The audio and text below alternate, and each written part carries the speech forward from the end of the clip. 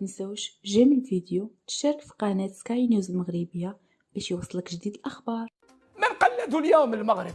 قلدوا الجزائر يا رجل، قلدونا في بالماضي الذي فزنا به بكأس إفريقيا يا أستاذ حكيم، شئت أم أبيت. تخلينا على حال لوزيج في الوقت الذي لم يكن علينا أن نتخلى عنه، وحتى إن تخلينا على حال لوزيج ما نجيبوش ناخذ للاعبين نوعا ما يلعبوا كما يحبوا كما نقول. لذلك بك مشرف على منتخب المغرب؟ ولما لا؟ واهم من يظن ان اللاعبين الذين ينشطون في في الدوريات الكبيره في اوروبا، في المانيا، في انجلترا، في اسبانيا، لازم لهم مدرب ينطق باللغه الاجنبيه. لا، ماشي لازم شرط تجيب فلان ولا فلان، يعني زعما لا. حل لوزيج دار خدمه مليحه. كاين مدربين اجانب ما عندهمش مستوى، ماشي تاع الركراكي، ما عندهمش المستوى تاع موتا اللي دا الفريق المغربي للنهائي. نقولوها بكل صراحه. اليوم في المنتخب المغربي لما تخلى على وحيد حالي لوزيج، لماذا؟ تخلى عليه على اساس انه الرجل شخصيه قويه، اراد ان لا يعني يستدعي لاعبين هم ارادوا ان يكون معهم في المونديال، راحوا الله يسهل عليهم، ماشي مشكله. بصح كي تشوف الخيار وين كان، وكفيدراليه واحده اخرى تقول لك استنجد بمورينيو. استنجد بمن؟ يسلفوا لي مورينيو شهر مونديال بسومه كبيره، ويلا نلعب المونديال بمورينيو ونسكت الغاشي. ما ولا خسرنا جبنا مورينيو، لا، جابوا ولد البلاد. لكن انت قلت لي انه جابوا وليد ركراكي. سامحني، ولد البلاد ولا مش ولد البلاد؟ اللغه هذه لا تستعمل في كره القدم. ولد البلاد ولا مش ولد البلاد؟ اعتقد ذلك. لا، انا اللي نهضر لك على ولد البلاد، انا نهضر على فقط. ولد نعم، اخي انت حر في ذلك، لكن نعم. انت اطرح عليك شيء. لا، خليني نكمل الفكره. اطرح عليك شيء اذا ممكن، واكمل لي بما تريد. البعض يقول بانه انت قلت لي على انه مدرب حليلوزيتش يعني صاحب شخصيه قويه. صحيح. هل بعض الاتحاديات في العرب، في كره القدم في العرب، بانه يبحثون بعض رؤساء الاتحاديات على مدرب يسمع، على مدرب لا يفرض رايه؟ اكيد كاينين، هذه شفناها حتى في افريقيا. هناك رؤساء انديه لا يحبون رؤساء انديه، حتى رؤساء انديه نعم. فيه يعني يريدون فرض عقليتهم على المدرب، فرض بعض اللاعبين على المدرب. انا اريد ان تلعب لي فلان على علان لان فلان يلعب في ميلان والاخر يلعب في اتحاد العاصمه او في وداد كازابلانكا، او فهمتني ايش حبيت نقول لك؟ هذه تسرى ومازال تسرى. ابن البلد اللي مش حبيت نقول يا باش نعطيك نربط لك المثل، ما نروحوش بعيد. ركراكي دار مشوار طيب ولا لا مع الوداد؟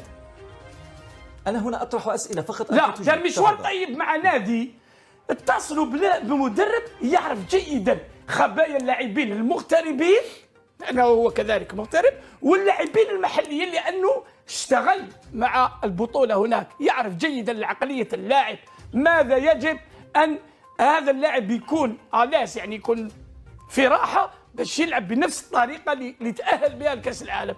وهم الان من قلدوا اليوم المغرب؟ قلدوا الجزائر يا رجل، قلدونا في بالماضي الذي فزنا به بكأس إفريقيا يا أستاذ حكيم، شئت أم أبيت. تخلينا على حال لوزيج في الوقت الذي لم يكن علينا أن نتخلى عنه، وحتى إن تخلينا على حال لوزيج ما نجيبوش ناخذ للاعبين نوعا ما يلعبوا كما يحبوا كما نقولوا، ومن بعد نطيحوا في مشاكل. جبنا بالماضي فزنا به، جابوا ركراكي تقريبا نفس المدرسه حكيم، نفس بروفايل، بارك الله فيك، نفس البروفايل. هم فازوا، داروا مباراة مليحة، وهم قاب قوسين أو أدنى من التأهل الثاني في تاريخهم الكروي للدور 16 من المونديال. حسين عشيو، هل التوجه بالرغبة والطموح اللي تحدثت عليه، هل كان المنتخب المغربي مقنعا إلى حد بعيد؟ لا، أكيد بلوك دفاعي ممتاز، أظن بكل صراحة، هذا رأيي ولا ألزم به أحد. أظن أن حليلوزيتش ترك لهم بلوك دفاعي ممتاز، صلابة كبيرة، يتحركوا 4-1 بطريقة ممتازة، كوليسمون، انزلاق، كل شيء يمشي كأن المنتخب هذا يلعب. علاش ماشي ركراكي حاليا؟ أنا جاي ولكن الركراكي ذكاء وخبرته أين هي؟ استغل المنتخب استغلال جيد، ولا أشك أنه اتصل بحليلوزيتش أو تتفاهم كثير مع مصطفى حجي اللي كان مساعد تحاليل مبالغه يتصل بحليل زيج، هذا كلام مبالغ. خلينا مع مصطفى، على كل حال خلينا له مصطفى، حتى ما نقولوش اتصل بحليل، قلت ربما اكيد علاه مدرب اللي يحترم المهنه تاعو ممكن يتصل. لا اعتقد في مثل الظروف الطريقه التي خرج بها حليل نتكلم عن الظروف، بصح انا ما نتفاهمش معك حكيم. لكن لا نهار نجي قناه النهار نسقسيك على قناه لكن النهار. لا اعتقد لا ما يسقسيش، خلي مالي نكمل. اذا فيما يخص مصطفى حجي حاضر وشاف المباريات 4-1 طريقه ممتازه سمحت له بالتحكم في المباراه، ولكن انا لم اقل ابدا ان المغاربه لا، كانت عندهم فرص جيده. واليوم شفنا زياش في اعلى مستوى.